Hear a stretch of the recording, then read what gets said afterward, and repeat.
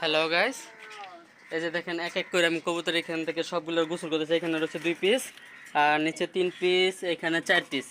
তো এখানে কত পিস ছিল? 4, 7, 9 পিস। হ্যাঁ, আর এই যে এখানে এখানে হচ্ছে 6 পিস। এই 15 পিস কবুতরের মধ্যে আমি 14 পিস কবুতরকে আজকে নিজের হাতে স্যাভলন পানি দিয়ে অল্প একটু স্যাভলন দিলে হয়, তো আমি দিচ্ছি একটু বেশি স্যাভলন, দেড় মুখা স্যাভলন দিলাম। এখানে পর আমি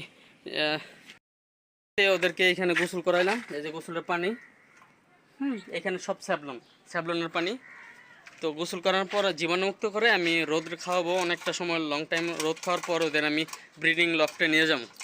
ঠিক আছে, এখান থেকে 14টা নিব, আমি 1 পিস রেখে দিব। এখানে 15 পিস ছিল, তো তো এখানে আমি অন্য কিছু কবুতর রাখবো, বা পাখিও চিন্তা ভাবনা আছে, পাখি পালার। তো দেখি কি হয়, সবাই দোয়া করবেন কবুতরগুলোর জন্য, কারণ এদেরকে এখন ব্রিডিং লফটে নিয়ে যাব আমি। ঠিক আছে, সবাইকে আসসালামু আলাইকুম, খোদা হাফেজ। ওই দেখেন ওরা কি সুন্দর এখন রোদ পাইতেছে।